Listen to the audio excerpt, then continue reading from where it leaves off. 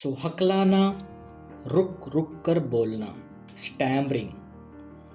दोस्तों, अक्सर लोगों के मन में एक चीज़ चलता है कि स्टैमरिंग क्या ये क्यूरेबल प्रॉब्लम है? क्या ये सच में ठीक हो सकती है? लेकिन दोस्तों, मैं आपको आज बता दूं, स्टैमरिंग बिल्कुल ठीक हो सकती है। इसका पॉसिबिलिटी 100% है। दोस्तों, स्टैमरिंग ठीक करने के लिए कुछ सॉल्यूशन मैं आपको आज देने वाला हूँ। और ये मत समझिए कि मैं कोई बादाम, आंवला या कुछ खा के स्टैमरिंग को ठीक करने का सॉल्यूशन दूंगा। नहीं, बिल्कुल जो भी मैं आज बताऊंगा आपको प्रैक्टिकली बताऊंगा, जो आपको डायरेक्टली आपके स्टैमरिंग को ओवरकम करने के लिए हेल्प करेगा। मैं आपके सामने एक स्क्रीन शेयर करने वाला हूँ। पहले तो मैं कुछ चीज़ आपको दिखाना चाहूँगा।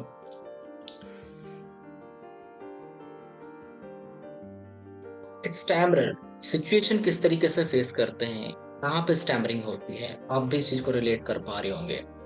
शॉपकीपर से आप बात कर रहे हैं, आपको कहीं न कहीं वहाँ पे पहले ही दिमाग में आता है कि मैं अटक जाऊँगा, जो मैं सामान लूँगा, जो मैं प्रोडक्ट्स खरीदूँगा, उसका नाम बोलने में शायद मुझे प्रॉब्लम आ जाएगी, शायद मैं उसको बोल नहीं पाऊँगा। पहला अक्षर क्या है? आपके दिमाग में ये सारी चीज़ें कहने की चलता रहता है। टिकट काउंटर में जब आप टिकट लेते हैं, तो आपको ये दिक्कत का सामना करना पड़ता है। जब आप लाइन में खड़े होते हैं, आपको पहले ही आपको दिमाग में आ जाता है कि जो मैं इस स्टेशन का मैं टिकट लूँगा, उसका क्या मैं नाम भी सही से बोल पाऊँगा या नहीं? लाइन जितनी छोटी होती है, आपका घबराहट, आपका डर उतना कहीं न कहीं बढ़ रहा होता है। अनजान व्यक्ति से जब आप बात करते हैं, तो कहीं न कहीं डर रहता है कि सामने वाला व्यक्ति को मेरी स्टैमरिंग के बारे में पता ना चल जाए, वरना इंप्रेशन वहाँ पे खराब हो जाएगा।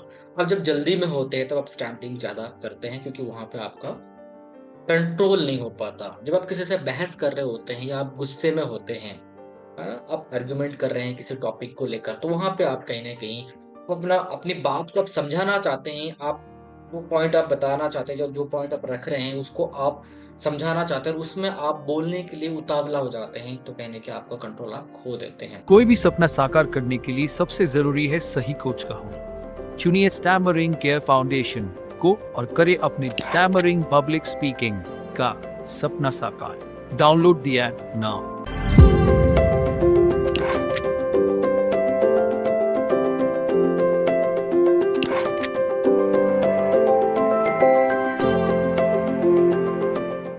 क्लास में टीचर के सामने बात करने में जब टीचर ने कोई सवाल पूछ लिया, आपको जवाब देना है, आपको जवाब पता है, तब भी आप कहीं न कहीं नहीं बोल पा रहे हो।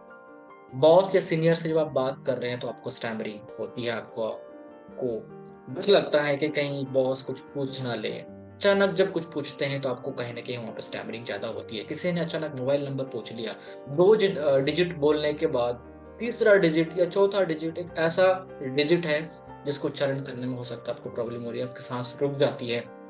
कई बार उस वर्ड में या उस लेटर में आप कहीं न कहीं ब्लॉक हो जाते हैं। इस तरीके से कहीं न कहीं आप सिचुएशन को फेस कर रहे हैं। स्टैमरिंग का टाइप क्या होता है, इस चीज़ को समझ लीजिए। देखिए, स्टैमरिंग का टाइप अलग-अलग होता है। ऐसा नहीं ज़रूरी नहीं है कि सबको सेम तरह का स्टैमरिंग हो।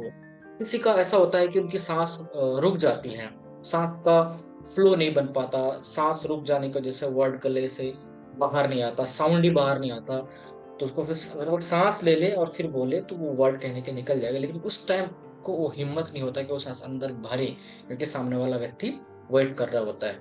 तो उनको लगता है कि जल्दी-जल्दी हम बोल के निकले यहाँ से, और वो कहीं न कहीं उसका कोई सिमिलर वर्ड या कोई दूसरा वर्ड यूज़ करके कहीं न कहीं सिचुएशन को फेस करते हैं। कुछ लोग ऐसा होता है कि वो उसका होंठ चिपक जाता है, लिप कहीं न कहीं आपस में चिपक जाता है, साँस जो हवा है वो बाहर नहीं आ पाता और वो स्टैमरिंग वो ब्लॉक हो जाते हैं। ज़्यादातर ये पा, बा, मा ये सब लेटर में प्रॉब्लम होती है ज़्यादा।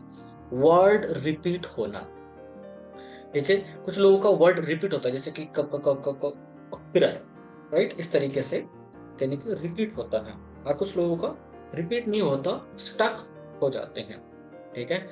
टंग का सही मूवमेंट ना होना, बहुत सारे लोगों का ऐसा है कि टंग का जो प्लेसमेंट है या टंग का जो मूवमेंट है, जिस डायरेक्शन में मूव होना चाहिए, उस डायरेक्शन में मूव ना होके किसी अन्य डायरेक्शन में मूव होता है, जिसके वजह से उनका वो वर्ड कहीं न कहीं वो बोल नहीं पाते। और ज़्यादातर ये रा, ला, टा, ता ये सब में प्रॉब्लम आती है, जब उनका टंग का मूवमेंट सही से नहीं हो पाता, सही डायरेक्शन में। और इसके वजह से मिस आर्टिकुलेशन की भी प्रॉब्लम होती है, उसका उच्चारण सही ना होना, ठीक है?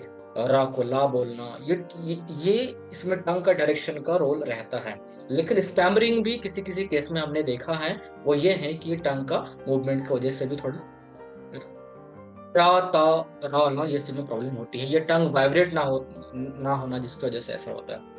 किसी का वर्ड ब्लॉक हो जाता है जिसकी वजह से वो कहीं न कहीं वर्ड को चेंज कर देते हैं, उस वर्ड को बोल ही नहीं पाते। गले से शब्द बाहर ना आना और ये साँस की प्रॉब्लम की वजह से होती है या फिर साँस छोटी होने की वजह से, ये शॉर्टनेस ऑफ ब्रीथ की वजह से। तो ये रीज़न हम आगे बताएँगे, लेकिन ये स्टैमरिंग का जो टाइप होता है वो इस टाइप का होता है। और भी कुछ टाइप हो सकता है या होता भी है, लेकिन ये नॉर्मली ये टाइप कहने के देखने के लिए मिलता है।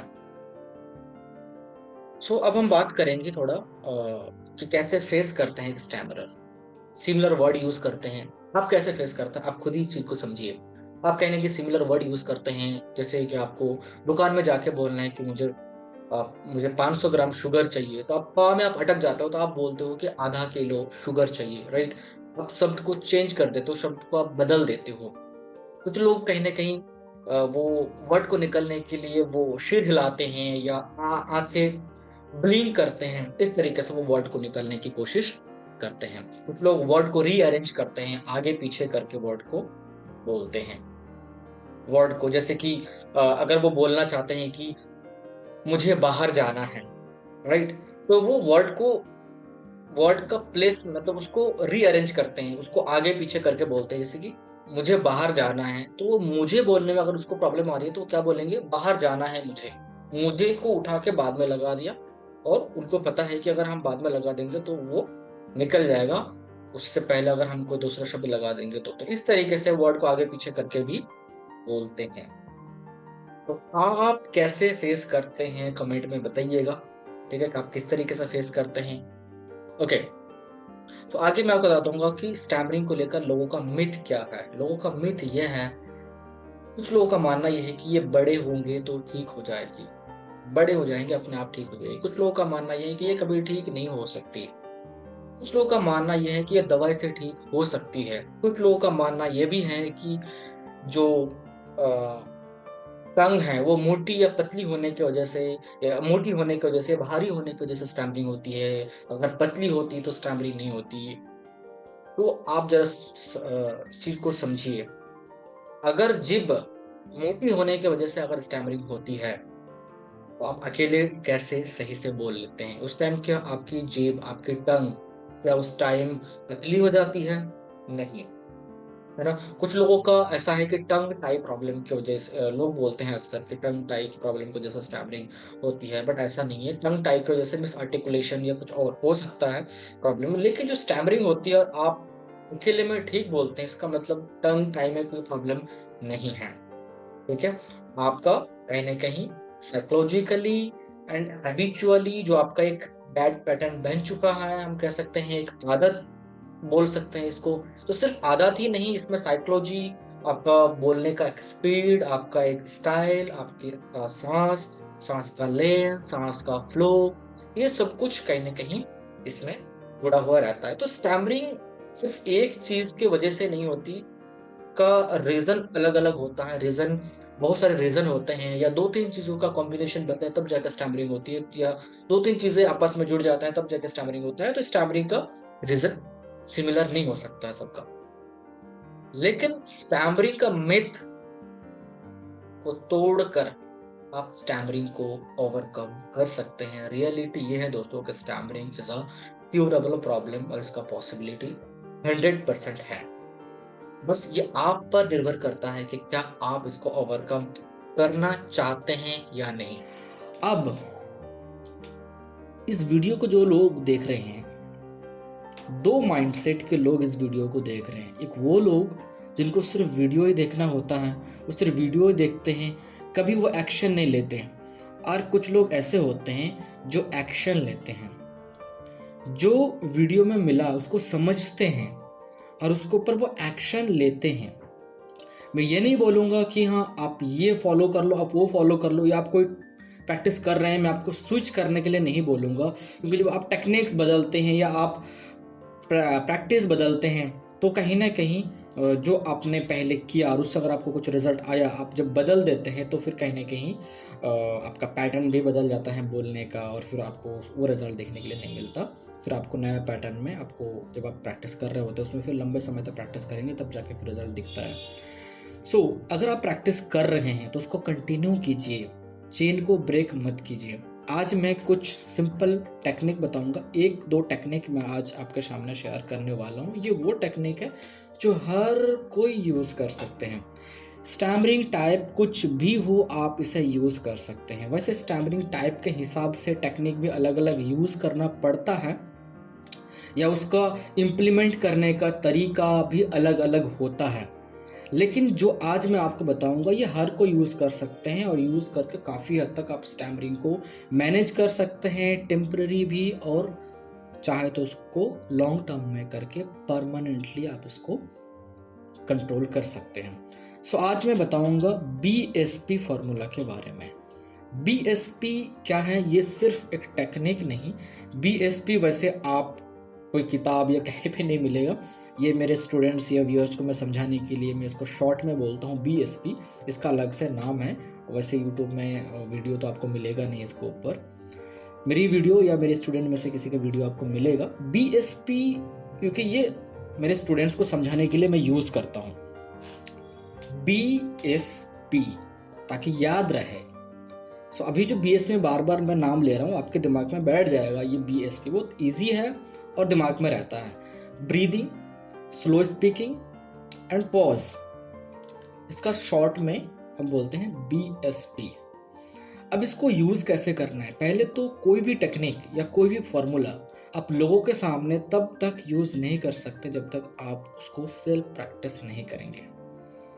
क्योंकि जब आप लोगों के सामने होते हैं, आप एक्साइटेड होते हैं, आप हड़बड़ी में होते हैं, तो वो टेक्निक यूज़ नहीं होता मेरे दोस्त।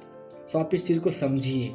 कोई भी टेक्निक अगर आप लोगों के सामने यूज़ करना चाहते हैं तो पहले आप उसको सेल्फ प्रैक्टिस कीजिए। सेल्फ प्रैक्टिस बहुत ज़रूरी है। तो सबसे पहले मैं आपको बता देता हूँ कि आप प्रैक्टिस करेंगे कैसे। दोस्तों, आपको पहले एक स्ट्रॉन्ग माइंडसेट डेवलप करना पड़ेगा कि मुझे तब तक मेहनत करना है जब तक मेरी स्टैमरिंग को मैं फुल्ली अपने कंट्रोल में ना कर लूँ। कंसिस्टेंसी बहुत इंपॉर्टेंट है। अगर आप कंसिस्टेंसी मेंटेन करके मेहनत नहीं कर सकते हैं तो आप शुरू भी मत कीजिए, क्योंकि उससे कोई फ़ायदा नहीं मिलने वाला है। सिर्फ आपका टाइम वेस्ट होगा और आप अपना होप खो दोगे, आप डिमोटिवेट हो जाओगे। सो कंसिस्टेंसी बहुत इंपॉर्टेंट है। अब आपको प्रैक्टिस कैसे करना है? बैठिए बिल्कुल रिलैक्स होके और गहरी सांस लीजिए। 5-7 बार 10 बार गहरी सांस लीजिए।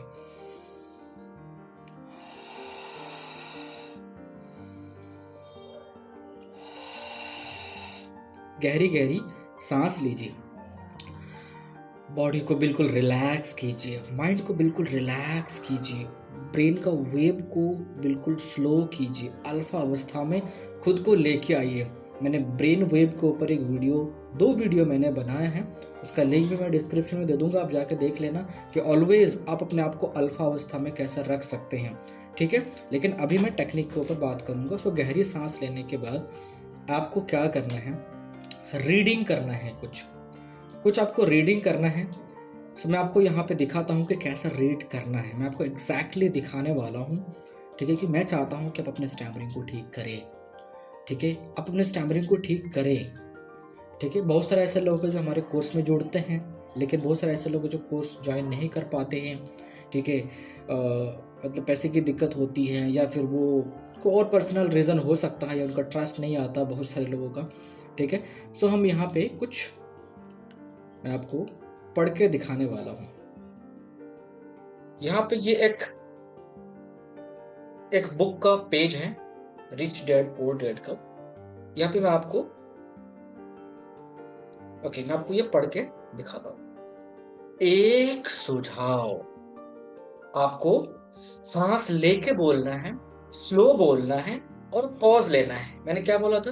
ब्रीदिंग, स्लो स्पीकिंग और पॉज, है ना?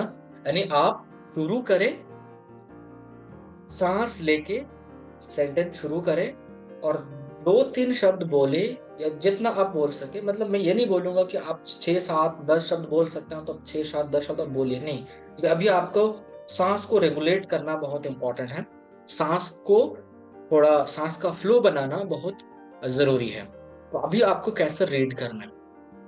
एक सुझाव, आमिर डैडी ने, आप टोन को भी ऐसा यूज़ करें, सिर्फ आप रोबोट की तरह आप पढ़िए मत। जैसे कभी हाई कभी लो, मैं आपको जैसे सुर के साथ मैं आपको पढ़ के दिखाता हूँ। ये सुर भी बहुत इंपॉर्टेंट है, क्योंकि जब सुर लग जाता है ना तो फिर गेम ही पलट जाता है। सुर लग जाए तो फिर स्टैमरिंग नहीं होगी। मजे की बात यह है, तो सुर को थोड़ा सा लगाने की कोशिश करें। आमिर डैडी ने अपने बेटे और मुझे हमारी वास्तविकताओं का विस्तार करना सिखाने के लिए एक बड़ा ही अच्छा तरीका अपनाया। सिंपल चीज है, 2-3-4 शब्द आप ले, स्लो स्लो आप बोले और सांस लेके बोले, पॉज ले, फिर सांस ले और बोले। ऐसे आप रीडिंग प्रैक्टिस करें सांस ले लेके। आप ये मत सोचिएगा कि एक पेज पढ़ने के बाद आपको स्टैमरिंग में आपको वो कम होने लगेगा, ऐसा नहीं होगा। ठीक है, इसमें टाइम चाहिए। सो आपको इस तरीके से आपको रीडिंग करना है। रीडिंग करके आप मान लो ऐसे 10 मिनट आपने रीडिंग किया, ठीक है, 10 मिनट आपने रीडिंग कर लिया, सांस ले लेके स्लो स्लो बीच बीच में पॉज लेके। रीडिंग करने के बाद अब आप 10 मिनट या 5 मिनट आप किसी टॉपिक पर बोलो बिना पढ़े। आप किसी भी टॉपिक पर बोल सकते हो, या आप अपनी लाइफ की जर्नी के बारे में बोल सकते हो, या कोई आप स्टोरी बोल सकते हो, कुछ भी बोल सकते हो। आप मिरर के सामने खड़ा होकर इसी तरीके से आप बिना पढ़े आप सोच सोच के बोलिए। और ऐसे आप दिन में आपको जब जब फ्री टाइम मिलता है आप ऐसे प्रैक्टिस करिए। जब जब आपको फ्री टाइम मिलता है आप रूटीन बना लीजिए कि आपको दिन में 2 बार टाइम मिलता है या 3 बार टाइम मिलता है। जब जब आपको मिलता है आप प्रैक्टिस कीजिए। स्टार्टिंग में थोड़ा ज़्यादा करना है, कोशिश करिए, और फिर धीरे धीरे आप 10-15 दिन 20 दिन के बाद आप डेली आधा घंटा या आधा घंटा करके 2 बार या 1 घंटा प्रैक्टिस करिए कंटिन्यू। थोड़ा टाइम लगेगा। अब बात यह है कि ये जो टेक्निक है, ये टेक्निक लोगों के सामने इतनी ईजीली अप्लाई नहीं होगा। लोगों के सामने टेक्निक के साथ आप बोल नहीं पाएंगे। तो इस टेक्निक को यूज़ करने के लिए आपको करना क्या है, प्राइमरी इम्प्लीमेंट करना है पहले। मतलब प्रैक्टिस कर लेना है, और प्रैक्टिस करने के बाद आपको जानबूझ के आपको बिना रीज़न का, बिना काम से आपको फैमिली मेम्बर्स, दोस्त, रिश्तेदार, आस पड़ोस के लोग, दोस्त, ये सब लोगों से आप बात करिए जानबूझ के टेक्निक को यूज़ करने के लिए। अभी टेक्निक यूज़ होगा नहीं। अब बस इतना ध्यान रखिएगा, स्लो बोलिए और सांस लेके बोलिए। बाकी सब कुछ दिमाग से हटा दीजिए। ज़्यादा आपको हेडेक लेने की कोई ज़रूरत नहीं है। थोड़ा कंट्रोल करके बोलने की कोशिश करें बस। स्टार्टिंग में दिक्कत होगी, टेक्निक यूज़ नहीं होना चाहेगा, लेकिन आप कुछ दिन ऐसे ट्राई करेंगे। और ये कब आप प्राइमरी इम्प्लीमेंट करेंगे? प्रैक्टिस करने के जस्ट बाद। क्योंकि प्रैक्टिस करने के बाद जब आप, जो मैंने प्रैक्टिस बताया, प्रैक्टिस के बाद कुछ देर तक, लगभग आधा घंटा 40 मिनट 1 घंटे तक उस आपका जो सांस है ना, सांस पे आपका कंट्रोल रहेगा काफ़ी हद तक। जब आप इसको 5 से 10 दिन आप प्रैक्टिस करोगे ना, आप खुद फील करोगे। सो प्रैक्टिस के बाद सांस पे काफ़ी हद तक कंट्रोल रहेगा, और उस टाइम में आप प्राइमरी इम्प्लीमेंट कर लो। इससे क्या होगा, आप जब 5-7 दिन 10 दिन प्रैक्टिस करने के बाद आप देखोगे कि यार प्रैक्टिस करने के बाद कुछ देर तक आपको बात करने में काफ़ी अच्छा लग रहा है। उस टाइम आप स्टैमरिंग को मैनेज कर पाओगे, और ये चीज़ आपका सबकॉन्शियस माइंड में बैठ जाएगा, और फिर उससे आपको कॉन्फिडेंस मिलेगा। आपको उस सारी सिचुएशन को लेकर डर और फेयर, जो भी एंजाइटी जो भी है, वो धीरे धीरे कम होने लगेगा। उस सिचुएशन को लेकर एक पॉजिटिव रेफरेंस आपके दिमाग में बैठ जाएगा। सो मेमोरी इज़ रेफरेंस। हम हमेशा ओल्ड रेफरेंस के अकॉर्डिंग बात करते हैं। कोई भी सिचुएशन जब आप फेस करते हैं, आपके दिमाग में पहले आता है कि मैंने इस सिचुएशन में इससे पहले कैसे बात किया था। अगर किसी सिचुएशन में आपने इससे पहले स्टैमरिंग करते हुए बात किया है तो अब उस सिचुएशन में बोलने से पहले ही डर लगने लगेगा। लेकिन उस सिचुएशन को लेकर पहले से विदाउट स्टैमरिंग का कोई मेमोरी है या कोई एक्सपीरियंस है जहाँ पे आपने स्टैमरिंग नहीं किया था उस सिचुएशन में, तो वो फिर आपके लिए एक पॉजिटिव रेफरेंस बनता है, आप फिर वहाँ पे कॉन्फिडेंटली बात कर पाते हैं।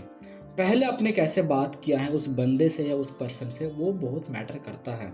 तो आप प्रैक्टिस करके, प्राइमरी इम्प्लीमेंट करके, कुछ सिचुएशन में स्टैमरिंग को डिसकंटिन्यू करके या उसको थोड़ा सा मैनेज करके, आप सबकॉन्शियस माइंड में जब उस सिचुएशन को लेकर पॉजिटिव मेमोरी बैठ जाएगा, आपको एक पॉजिटिव रेफरेंस मिलेगा इन फ्यूचर उस सिचुएशन को विदाउट स्टैमरिंग फेस करने के लिए, without fair, without anxiety face करने के लिए काफ़ी हेल्प करेगा।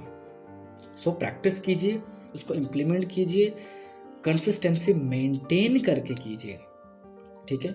और वीडियो अगर अच्छा लगे लाइक करके मेरा मोटिवेशन ज़रूर बढ़ाएं और नीचे कमेंट करके ज़रूर बताइए वीडियो आपको कैसी लगी, आपका क्या राय है, क्या आपका ओपिनियन है स्टैमरिंग को लेकर आपका क्या थिंकिंग है, आप नीचे कमेंट करके पूछ सकते हैं। नेक्स्ट हम कोशिश करेंगे उस कमेंट के आधार पे वीडियो बनाने की। So thank you so much.